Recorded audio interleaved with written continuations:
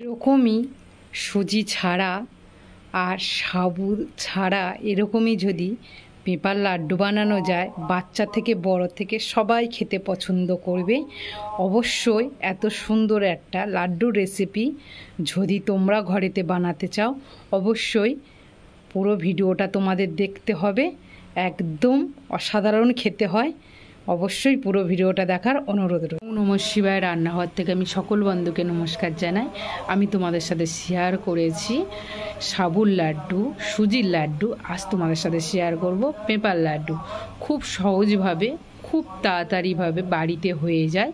বাচ্চা থেকে বড় থেকে সবাই খেতে পছন্দ করবে। একবার বানিয়ে সব বাচ্চা থেকে বড় থেকে সবাইকে দিও, দেখবে খেতে সবাই পছন্দ করবে। একবার খেলে আরেকবার তোমাদের বানাতে বলবে। অবশ্যই কিন্তু পুরো ভিডিওটা দেখার অনুরোধ রইল। এখানে আমি দুটো পেঁপা নিয়েছি, কেননা পেঁপাগুলো সাইজে একটু সরু সরু, তাই আমি এখানে দুটো ব্যবহার করছি। তোমাদের কাছে যদি বড় বা একটু মোটা ধরনের যদি পেঁপা থাকে তাহলে তোমরা একটা ব্যবহার করতে পারো।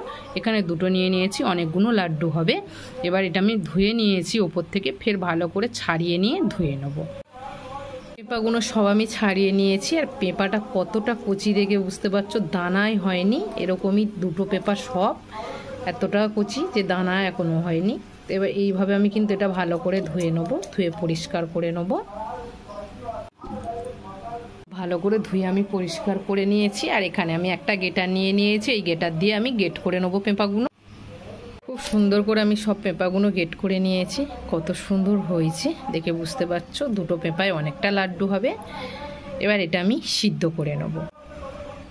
আমি কড়া বসিয়ে দিয়েছি, কড়ার মধ্যে পেঁপাগুলো ঢেলে দেবো।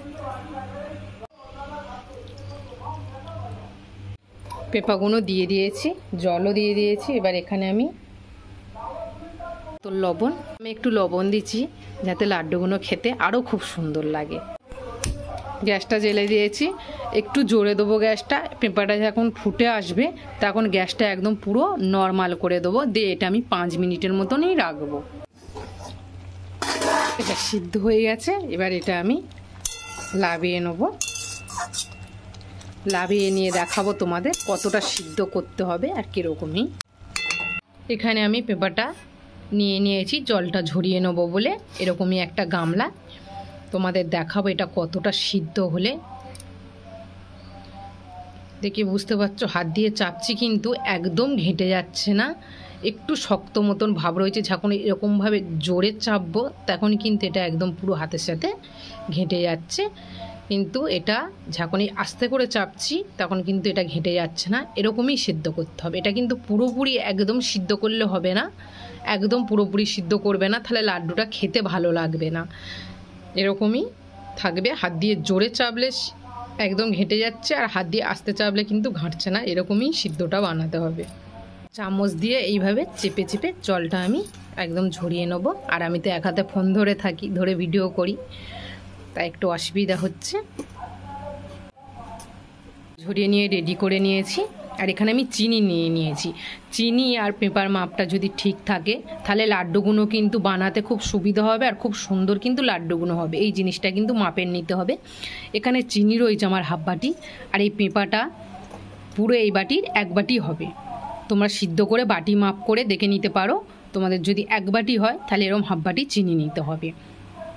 আর যদি 1.5 বাটি পেঁপা সিদ্ধ হয় তাহলে ফুল 1 বাটি চিনি নিতে হবে। 1 বাটি পেঁপার জন্য হাফ বাটি চিনি লাগবে। এখানে আমি চিনিটা দিয়ে দেবো। চিনির আমি ক্যারামেল বানিয়ে নেব। হাত দিয়ে একটু ছড়িয়ে দেবো এইভাবে। গ্যাসটা একদম পুরো নর্মালে রাখবে। জোরে রাখলে কিন্তু চিনিটা পুড়ে যাবে, পুড়ে গেলে ক্যারামেলটা কিন্তু তিতো হয়ে যাবে, তাহলে লাড্ডুটা খেতে ভালো লাগবে না। গ্যাসটা পুরো একদম নর্মালে দিয়ে চিনির ক্যারামেলটা বানাতে হবে, যাতে চিনিটার কালারটাও খুব সুন্দর আসে আর ক্যারামেলটা না পুড়ে না যায়।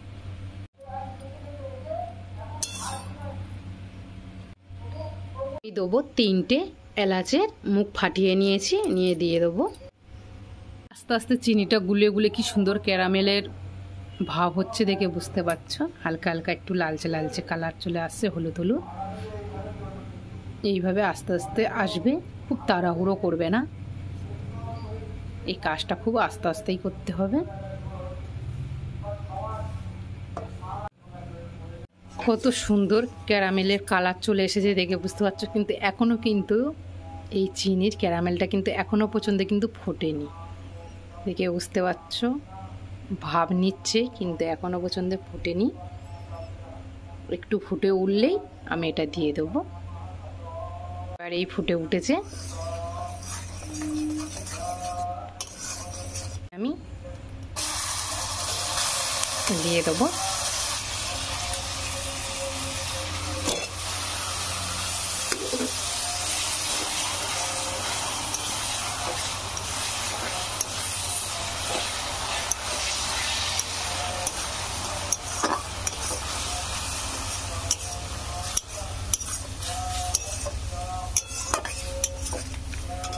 কত সুন্দর একটা কালার এসেছে।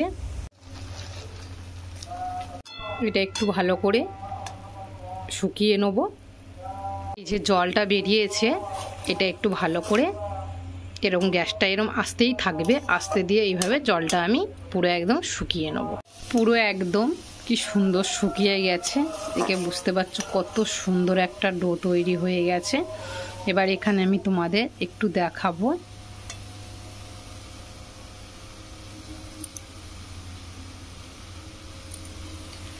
হাতে করে একটু আমি নিয়ে নিয়েছি।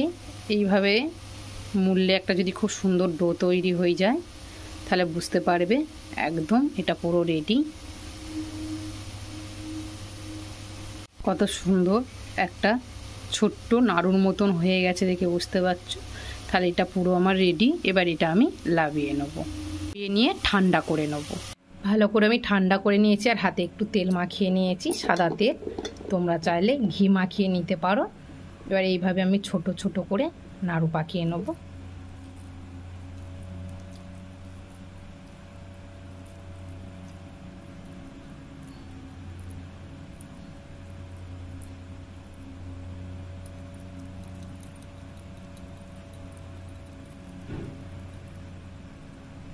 কত সুন্দর গোল আর কত সুন্দর নাড়ুটা হয়েছে।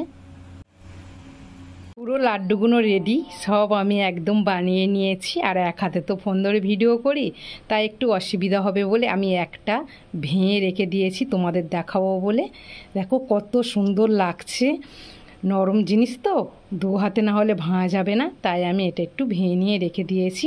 কত সুন্দর ভিতরটা লাগছে আর কত সুন্দর হয়েছে। একটু এরম ঠান্ডা হয়ে গেলে এই লাড্ডুগুলো বানিয়ে নেবে, খুব সুন্দর হবে, খেতেও খুব সুন্দর লাগবে। আর আমার এখানে লাড্ডুগুলো কিন্তু অসাধারণ হয়েছে। ভালো লাগলে অবশ্যই আমাকে কিন্তু কমেন্ট করে জানাতে ভুলো না। যারা আমার চ্যানেলে নতুন বন্ধু হয়ে রয়েছে তাদের কাছে অনুরোধ করে বলবো, পাশে থাকা বেল বাটনটা অন করে রেখো। নতুন নতুন ভিডিও ছাড়ার সঙ্গে সঙ্গে সবার আগে তোমাদের কাছে পৌঁছাবে। আর আমার চ্যানেলটাকে সাবস্ক্রাইব করে দিও। যেসব বন্ধুরা রোজ রোজ আমার ভিডিও দেখো তাদের কাছে অনুরোধ করে বলবো, পাশে থাকা বেল বাটনটা অন করে রেখো। আমি নতুন নতুন ভিডিও ছাড়ার সঙ্গে সঙ্গে সবার আগে তোমাদের কাছে পৌঁছাবে।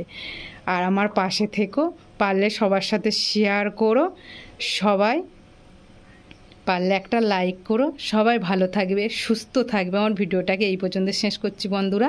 টাটা বন্ধুরা।